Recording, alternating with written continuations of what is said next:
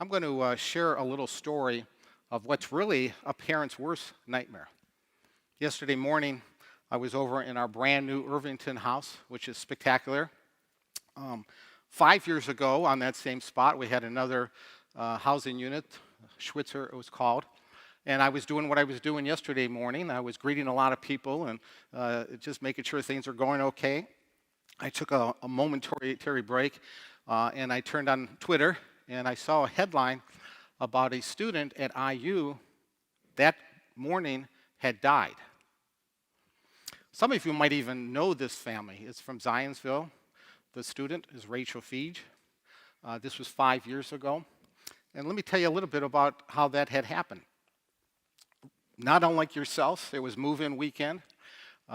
Rachel's mom, Angie, her father, Rick, dropped her off at the university. No doubt that they did some of the same things you did, right? Got set up in the dorm room, went out to eat, probably went to Target, did some shopping. Day two, her parents left. Later that night, Rachel texted her mom and her dad saying, "Hey, love you. I'm going to go off to a party. It's off campus. Talk to you tomorrow." So she went to the party off campus. No doubt we might have had some similar things happen last night on our own campus. And at some point in the evening, Rachel fell down the stairs. Her friends saw her, I'm not sure when, maybe an hour or two later, decided to put her into bed. The next morning when they went to wake Rachel, they found out that she was dead. Difficult situation, right? What I try to do every year is I talk to Angie about that weekend and what kind of words of advice she might have, what her family might have for our students here and for our parents. Because again, this is a parent's worst nightmare. I talked to Angie a couple weeks ago, and I asked her, what could she share with you out of that story? She wrote to me, "I weep every day for Rachel, literally every day. Her friend's college experience never had the potential it could have because of her death. Imagine spending your first weekend of college at a funeral for your best friend. It could have been different if someone had called 911, something so simple. But the fallout of not calling has been devastating." So what do we do with that at Butler? Well, those are great words there, you know. Think about that, what she just said. Whenever I talk to Angie, and we've had Angie on our campus, I can't help but wonder what it would be like for me as a president of a university to have to call somebody like Angie to say that your daughter has died. There's probably one nightmare a little worse, and it's in your parents' heads, to receive that kind of phone call. They don't want to get a phone call from me, from anyone up here, that something like that has happened. And there's a whole range of things that could happen around those types of things. Yes, that's the extreme, but we do everything we can on this campus to keep people safe. I swear we make up things every day, like what else could we do? How do we be there? How do we get more people out there?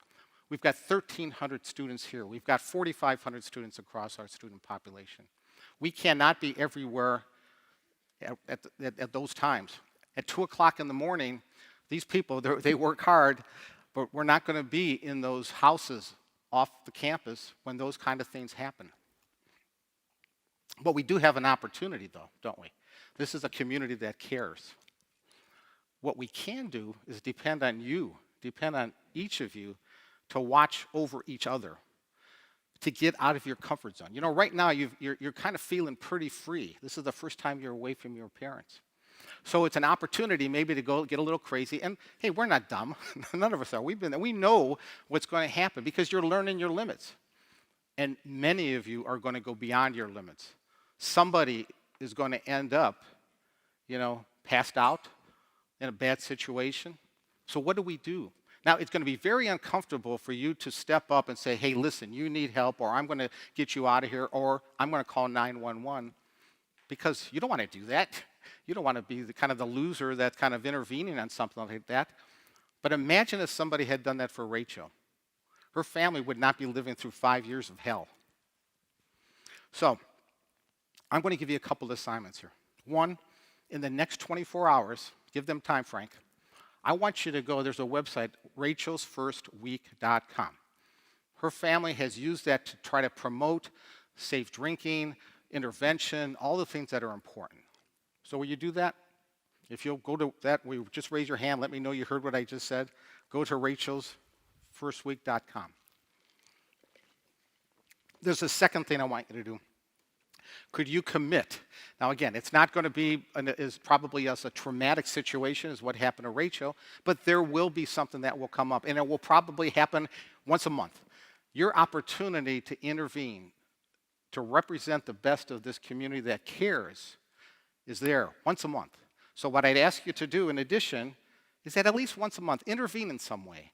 Try to help somebody else that doesn't realize what kind of trouble they're in. We all get in trouble, and thank God we have each other to watch over us, okay? So intervene, step in if you see something. Or even it turns out to be step in and get out of your comfort zone and talk to somebody that's looking like they're just not doing well. You know, we have so much now in terms of psychological issues besides the social issues. If somebody seems depressed, you know, they don't seem to be doing well, please do something, intervene. Could I get you to agree to that? Once a month. Raise your hand if you're willing to do that. All right. Now, I'm only one part of this equation. We've got parents there. We've got parents on the video. So if your parents didn't make it in here, look up at this stage. If you're willing to do this, I want you to stand up. I want you to give a simple wave to your folks, to your family, to let them know you heard what I said, and you're going to do everything you can to keep yourself and others safe. Could you rise up and do that?